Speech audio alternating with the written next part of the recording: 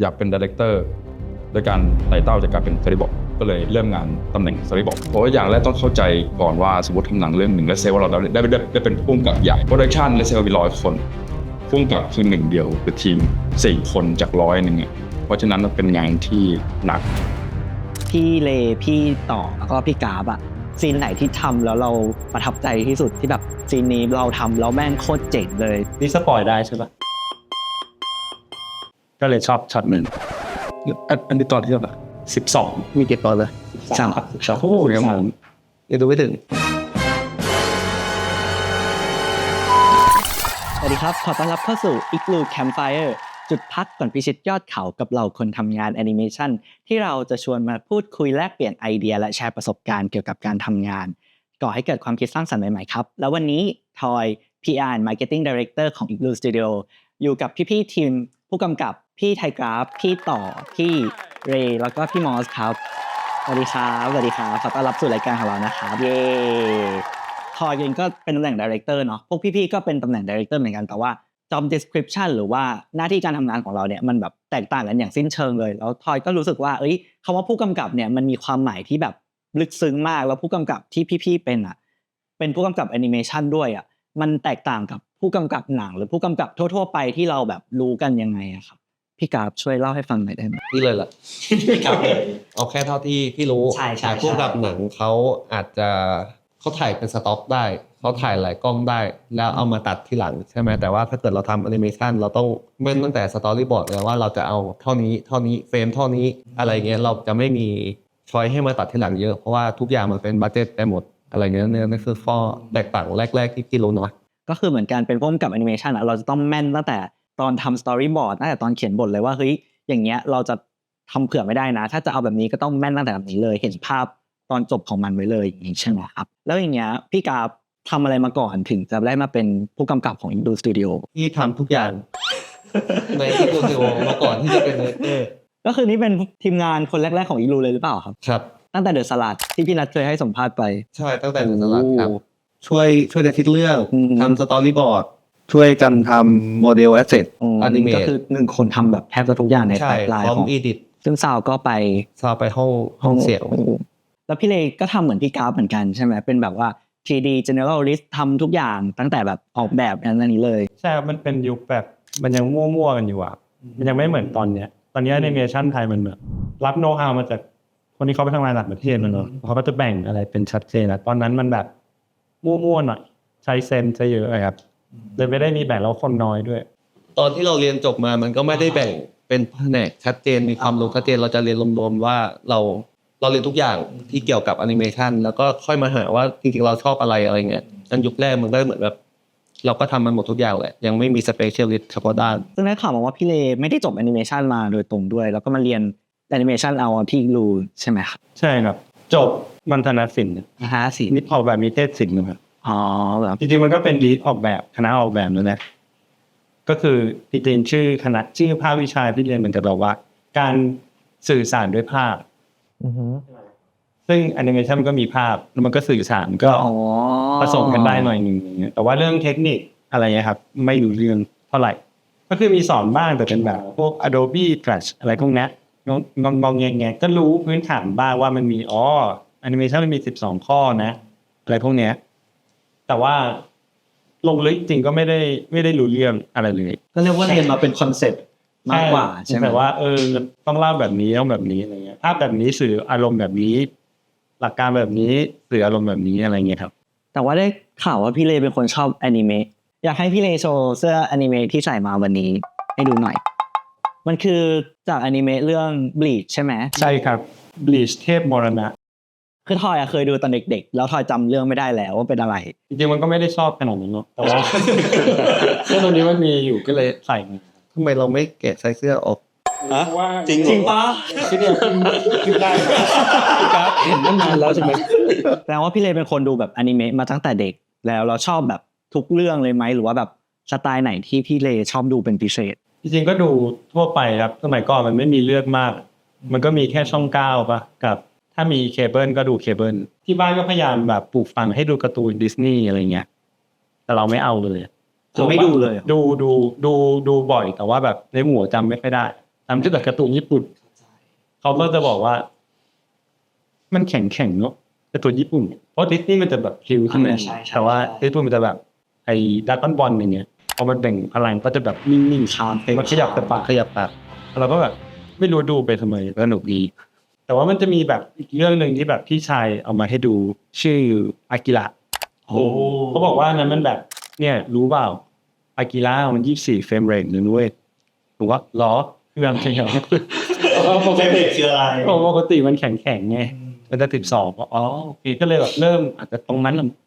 อยากรู้เรื่อง เป็นจุดที่ทำให้เรารู้สึกว่าสนใจอนิเมะ ใช่แบบมันต้องวาดตั้งหลายรูปเนาะอะไรเงี้ยเลยอยากรู้ว่ามันต้องวาดยังไง ก็จะเล่นเลยไง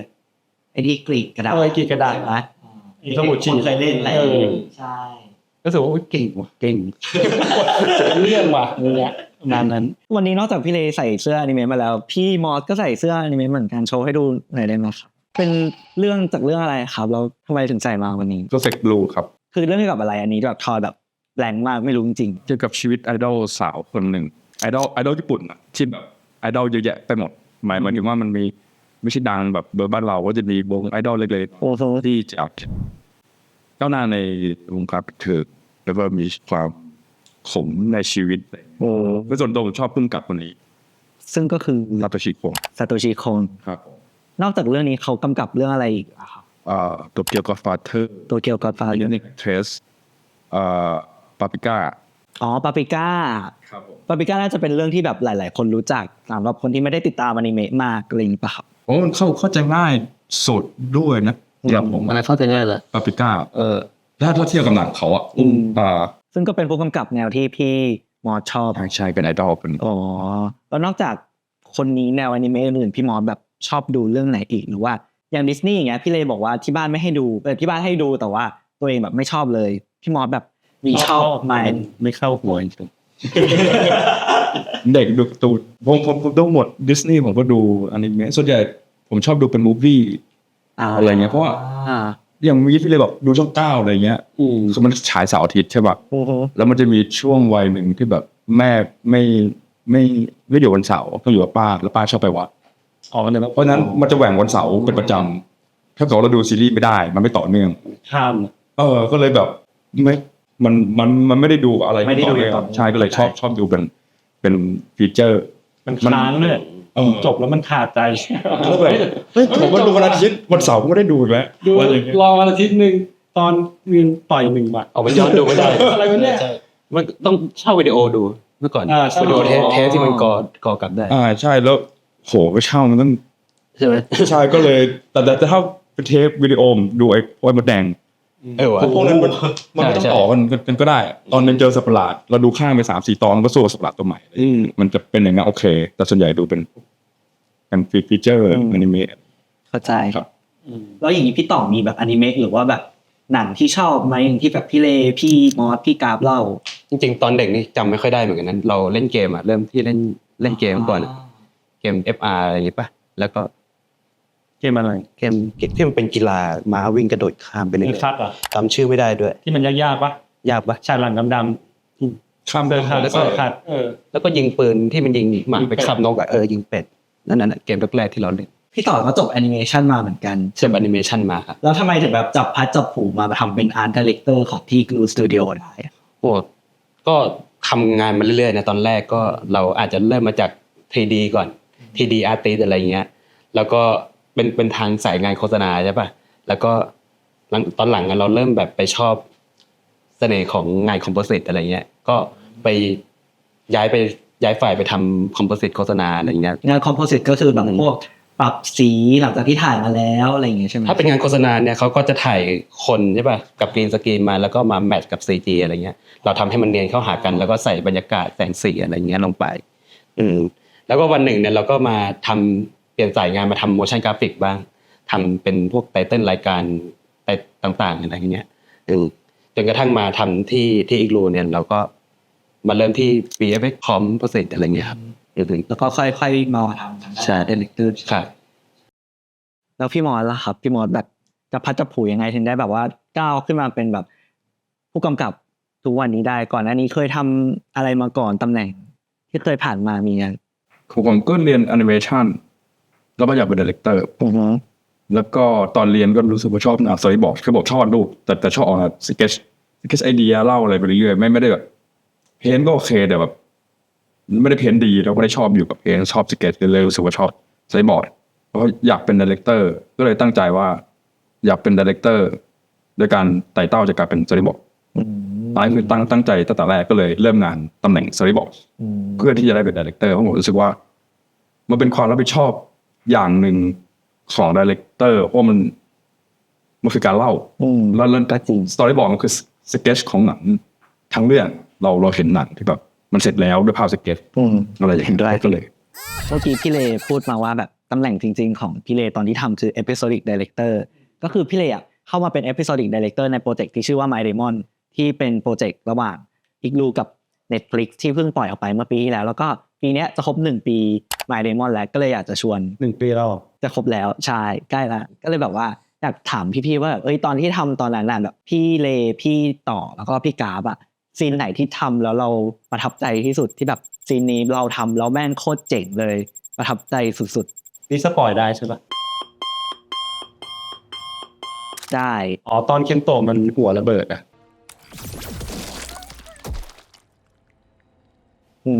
ตรงนั้นอะคิดนานมากเพราะว่าคือไม่อยากให้มันดูแบบคือพระเอกมันจะต้องหัวระเบิดใช่ไหมแล้วอานามันต้องเศร้าอย่างเงี้ยคือไม่อยากให้มันดูเมโลอะไม่อยากให้มันดูเศร้าแบบเศร้าน้ำตาไหลอะไรเงี้ยอยากให้มันแบบกระชากฟีลอะ คิดเมโลหมายถึงเมโลดราม่า ใช่ ดราม่าร้องไห้หนัก ใช่คือมันเป็นอันนั้นได้เลยตอนอ่านบทเนาะเพราะแบบไอตัวอันนั้นมันจะแบบว่าเศร้าที่แบบเพื่อนของเขาตายเนี้ยแต่ว่าไม่อยากให้มันเป็นแบบนั้นนะอยากให้มันแบบสะท้อนความเลือดเย็นของไอตัวร้ายได้ด้วยอย่างเงี้ยก็แค่กดปุ่มนี้แล้วปุ๊บมันจะเป็นแบบเล่าผ่านๆซึ่งพอเล่าผ่านๆปุ๊บดันเวิร์กสำหรับส่งพี่นาแล้วดันเวิร์กอะไรเงี้ยเขาบอกนี่แหละมันต้องอย่าไปเน้นมากให้เห็นเลยว่าแบบแม่งฆ่าคนไม่ได้กดปุ่มแต่ไม่ได้คิดเลยกดปิ๊กทีเดียวนี้ก็เลยชอบช็อตหนึ่ง อันนี้ตอนที่เท่าไหร่ 12มีเก็บตอนเลย โอ้โหเดี๋ยวผม ยังดูไม่ถึง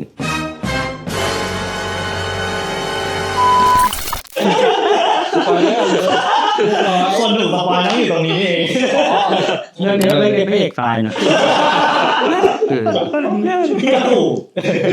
ดูให้จบ พี่ต่อมีพาร์ทไหนที่แบบทำแล้วประทับใจรู้สึกว่าแบบภูมิใจช็อตนี้ไหม ก็มีนะแต่ว่าเราชอบส่วนใหญ่เราจะทำด้านภาพอะแล้วเราชอบแสงสีแล้วเราชอบแสงสีที่มองไปแล้วมันเป็นตอนเย็นๆอะไรเงี้ยแบบว่าท้องฟ้าสีส้มๆอะไรเงี้ยเหลืองๆอะไรเงี้ยแล้วมันก็มีอยู่ตอนหนึ่งตอนที่เขาแยกจากกันอะตอนเอพิโซด8ตอนนั้นในห้องแลบที่เคนโตะกับอันนะมันแปลงร่างเป็นร่าง2แล้ว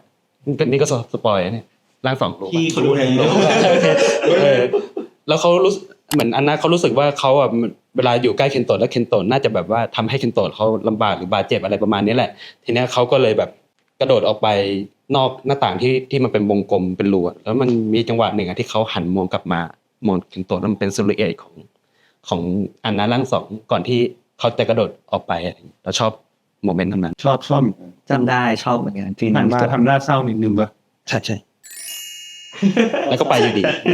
แล้วพี่กราฟล่ะครับนี่แบบพี่กราฟนี่ทำมาตั้งแต่เอพิโซดแรกเลยเนาะเป็นแบบ ใช่ เป็นมุกกำกับตั้งแต่เอพิโซดแรกเลยมีน่าจะมีแบบหลายฉากให้เลือกแหละ แอนนาแปลงร่าง ครั้งแรก ไม่ใช่ครั้งแรกครั้งที่3มั้งที่มีพื้นเป็นตาหลายๆดวงที่ อ๋อ12ป่ะ 12 ที่เลยดีไซน์มามั้ง ตอนนั้นผม ชอบเพราะว่ามันดูยากและเราทำเองตอนนั้นแล้วเราทำได้นี่หว่าตอนแรกนึกว่าทำไม่ได้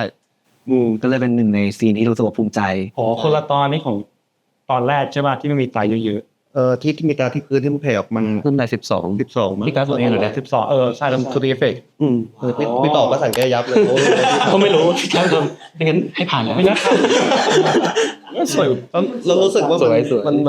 มันยากแล้วเราก็ไม่กล้าจ่ายงานออกเราก็เลยลองมาทำเองแล้วมุมพี่มอสอะ ครับ มุมคนไม่ได้ทำอะ จริงๆดีนะผมชอบหลายๆอย่างคือตอนแรกก็ลองดูหน่อยแต่คือเปิดมาตอนแรกต้องอิมแพคกับในเรื่องกับสิ่งที่เล่ามาตรงนั้นแล้วก็หนังเด็กมีเดมอนก็เคยเห็นแล้วแต่สุดท้ายมันเดมอนมันคือแบบพลังกับเดมอนกับดราม่าของตัวละครเอกนั่นประสานกันพอดีอะไรอย่างเงี้ยแล้วผมชอบเสน่ห์ของแบบว่า มันมีเรื่องที่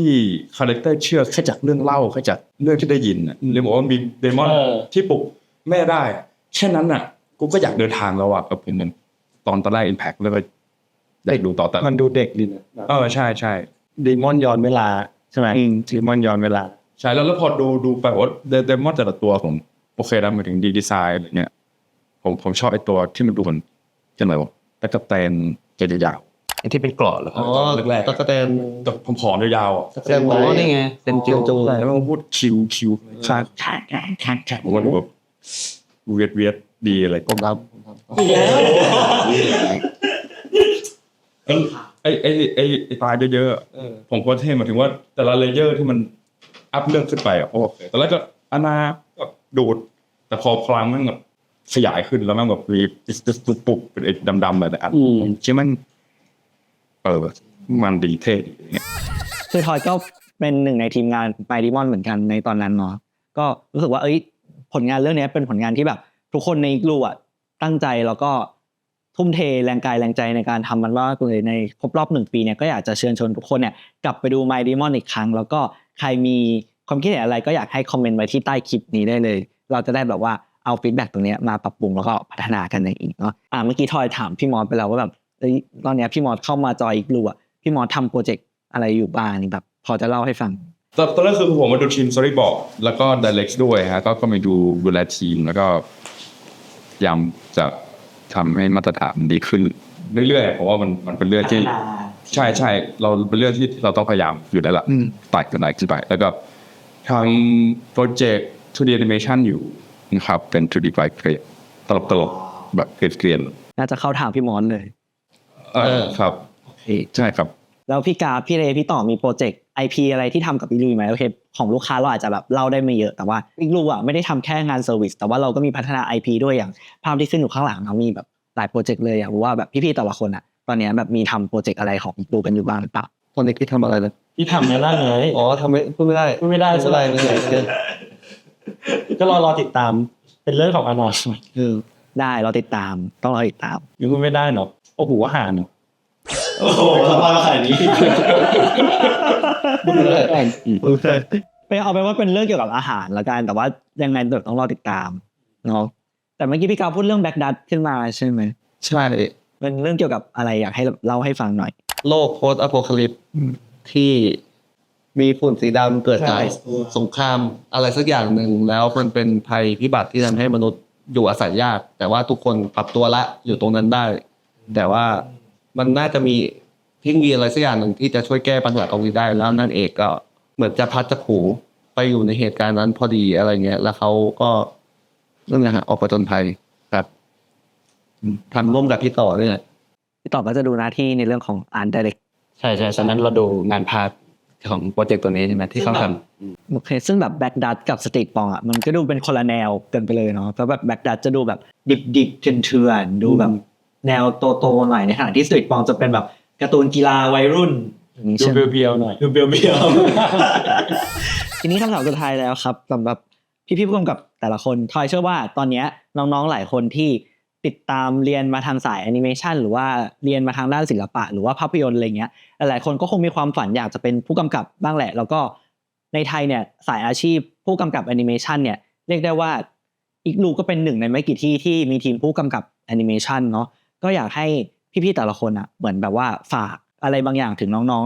ๆที่กำลังแบบว่าอยากจะเป็นผู้กำกับในอนาคตว่าแบบ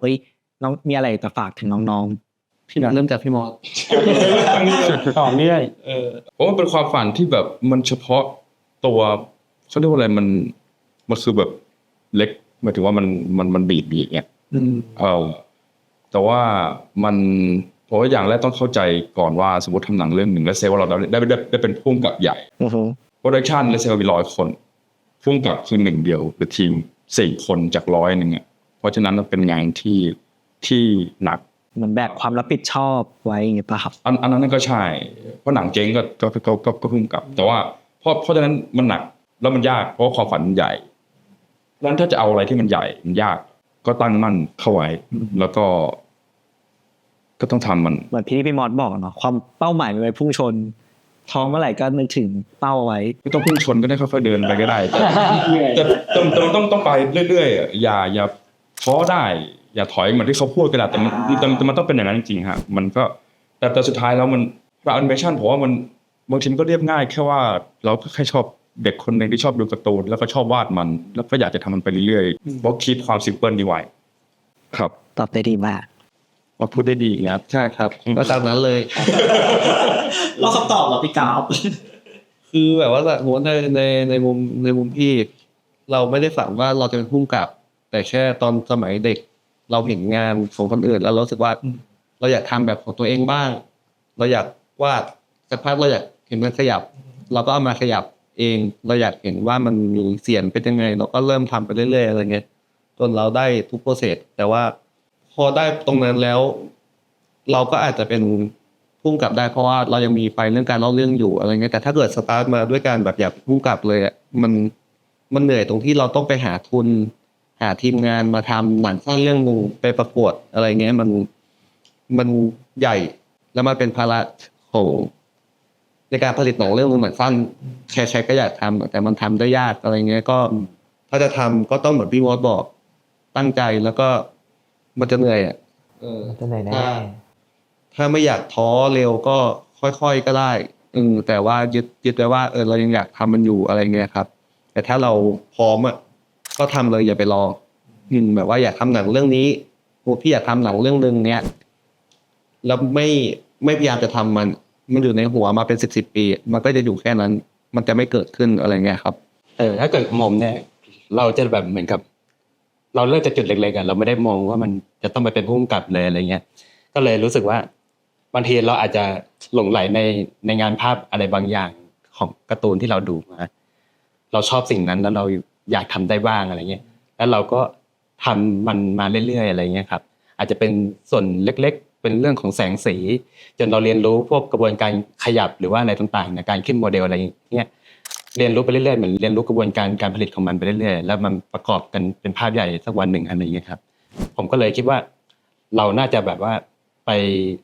ฝึกพัฒนาสายตามองศิลปะแล้วก็เกี่ยวกับเรื่องของการเรียนรู้กระบวนการผลิตอะไรเงี้ยแล้วก็สะสมมาจนถึงเป้าหมายใหญ่ของเราอะครับพี่เล พูดยังไงให้ไม่เหมือน แล้วก็ให้มัน แล้วดูดี อิมแพคที่สุดด้วย อีกก่อนพี่ไม่เคยคิดว่าพี่จะเป็นผู้กำกับข้อแรกเลยพี่เลยไม่รู้ว่าต้องทำยังไงมันดันแบบเหมือนกับจริงๆจะเข้ามาทำแอนิเมชันใช่ปะก็อยากทำนู่นทำนี่แหละทำอนิเมทำคอมทำโมเดลทำอะไรทำวาดอะไรเงี้ยไปเรื่อยแต่ว่าเหมือนจุดเปลี่ยนมันมาจากตอนที่ทำไอ้นี่แหละตอนที่จริงกับพี่นัทแล้วเหมือนเขาเห็น potential เนอะว่ามันพอทำได้อะแล้วก็อีกเรื่องนึงคือตอนทำไอ้9 สัปดาห์ที่ต้องไปวาดบอร์ดที่งานไทยกับก็วาดกัน3-4 คนอะวาดแบบเป็นพันช็อตวาดมันก็อินไงไอ้เชี่ยเล่าเรื่องแบบนี้มันเหมือนเรากลับไปวาดการ์ตูนตอนหนึ่งคือจริงๆไอ้สกิลนั้นการวาดการ์ตูนช่องกับการเล่าเรื่องเนี่ยพี่ว่ามันเรื่องเดียวกันแค่ช่องมันจะแบบตีใหญ่ตีเล็กได้ใช่ไหมแต่ถ้าเป็นหนังมันจะช่องมันจะแค่นี้ composition อะไรเงี้ยมันก็จะแบบอยู่ในนั้นดีๆแล้วก็ที่สำคัญที่สุดของพี่คือมันต้องเล่าเรื่องได้น่าติดตามอ่ะคือไม่สนุกก็ได้แต่น่าติดตามคือหนังมันจะห่วยก็ได้แต่มันน่าติดตามก็พอแล้วอ่ะนั่นแหละพี่ผู้กำกับมันต้องเป็นผู้เล่าเรื่องที่ดีอ่ะนั่นคือพอยต์หลักส่วนเรื่องเทคนิคเราจะรู้บ้างก็ได้เราจะรู้ก็ได้เพราะยังไงเราก็ต้องมี CG supervisor อยู่ใช่เราก็จะมีทีมผู้เชี่ยวชาญของแต่ละแผนกอยู่แล้วเราแค่ส่วนใหญ่เราจะไม่ต้องไปลงลึกกับเรื่องเทคนิคเหมือนที่พี่บอกไปอ่ะให้มันแต่ซับซ้อนข้างใน สื่อสารให้เขาเข้าใจว่าเราอยากได้อะไร เขาเข้าใจคือจบอะไรอย่างนี้ทุกครั้งที่คุยกับทีมงานเขาก็จะบอกว่าที่อยากได้พี่บอกมาเลยแค่นั้นแหละเดี๋ยวผมไปหาวิธีให้ซึ่งอันนี้คือข้อดีของดูนั่นแหละงั้นไม่ต้องไปแบบคุ้มกับเก่งทุกอย่างถ่ายไม่มีทางแต่ว่าต้องเล่าเรื่องให้ได้แค่นั้นแหละประมาณนั้น แบบว่าวันนี้แบบได้ข้อคิดที่ดีจากทั้งพี่ๆทั้ง4 คนมากๆเลยก็ทอยก็อยากเป็นตัวแทนเนาะขอบคุณพี่เรพี่ต่อพี่กราฟแล้วก็พี่มอสมากเลยที่ให้เวลาเสียสละเวลาในการมาพูดคุยกับเราที่ Igloo Campfire วันนี้ก็หวังว่าทุกคนที่รับชมนะครับจะได้ข้อคิดดีๆแล้วก็ได้แลกเปลี่ยนมุมมองได้ประสบการณ์ดีๆที่พี่ๆทั้ง4 คนมาถ่ายทอดวันนี้ไปให้ก็วันนี้ก็ขอบคุณทุกคนที่ติดตามมาจนจบแล้วก็ขอบคุณพี่ๆทั้ง4 คนด้วยนะครับ ฝากกดไลค์กดติดตามสำหรับ Igloo Channel ทุกช่องทางด้วยนะครับ แล้วก็พบกันใหม่ในเอพิโซดหน้าจะเป็นใครเราจะมาพูดเรื่องอะไรก็ติดตามชมกันด้วยนะครับสำหรับวันนี้ขอตัวลาไปก่อนบ๊ายบาย มันมีตัวอย่างสมมติว่าแอนิเมเตอร์ใช่ไหมเราอยากให้ acting อ่ะสองช็อตเนี้ยมันดูแบบไม่ได้ perfect อ่ะเราก็จะบอกเอ้ยมันดูไม่สมบูรณ์แบบหน่อยนะครับแล้วก็แบบให้มันรู้สึกเหมือนมีความรู้สึกข้างในขัดแย้งหรือว่ามีคิดอะไรนิดตลอดเวลาไอ้เชื่อตัวว่าอ๋อเติมเดิร์ดใช่ไหมคะครับคำนั้นเลย เราอุตส่าห์พูดไปตั้งยาวเขาตอบกลับมาแค่สองคำ โอเคครับจะตามไว้ครับ แล้วก็เสนอไอเดียการ์ตูนกันมึงผมที่ก็เสนอนี่แหละก็ได้ทำทีเซอร์ตัวแรก ที่บอกว่าเจอกัน 2012 นะตั้งใบสโตนเลยเก่าๆว่าในไทยญี่ปุ่นก็มีตอนนี้ ตอนนี้2021 12 ปีที่แล้ว 2024